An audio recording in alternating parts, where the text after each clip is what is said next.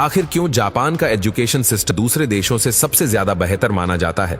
ऐसा क्या है जापान के एजुकेशन सिस्टम में कि जापान टेक्नोलॉजी के मामले में सबसे आगे है? तो चलिए जानते हैं जापान की स्कूलों के बेहतरीन नियमों के बारे में। दोस्तों, जापान में स्कूल का टाइम सुबह 8:30 बजे से शुरू होता है और सभी को टाइम पर पहुंचना जरूरी होता है।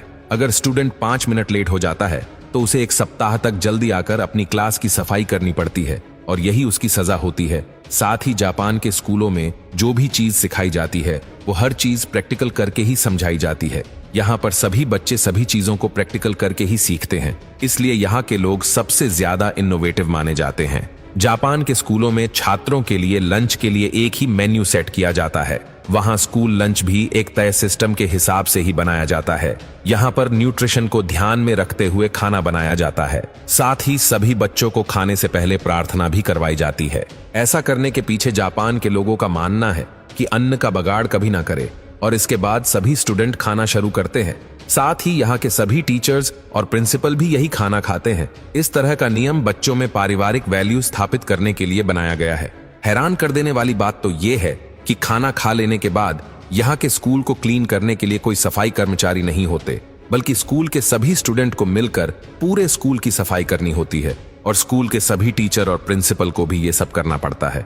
इसमें क्लास में झाड़ू लगाने से लेकर बाथरूम साफ करने तक सभी चीजों को साफ किया जाता है और इससे स्टूडेंट को साफ सफाई रखने की वैल्यू पता लगती है और यही काम को वह लोग अपना कर्म समझते हैं। साथ ही ऐसा इसलिए भी किया जाता है ताकि बच्चे बचपन से ही अपनी माँ की घर को साफ करवाने में मदद कर सके और साथ ही टीचर्स और प्रिंसिपल भी ये काम इसलिए करते हैं ताकि बच्चों को ये दिखाया जा सके कि साफ सफाई करने में कोई छोटा या बड़ा नहीं होता है। साफ सफाई करना छोटे से लेकर बड़ों तक सभी का फर्ज होता है।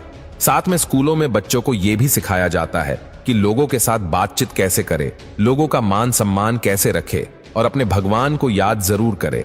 जापान में स्कूलों में ही बड़ों के सामने झुकने के लिए प्रेरित किया जाता है और ये स्कूल आते जाते वक्त करना जरूरी होता है। साथ ही जापान के सभी स्कूलों में सैटरडे और संडे छुट्टी भी रखी जाती है और सभी बच्चे सैटरडे और संडे अपने परिवार के साथ पूरा दिन अच्छे से वक्त बिताते हैं। साथ ही जापान में न्यू ईयर एक बहुत इंपॉर्टेंट त्योहार है।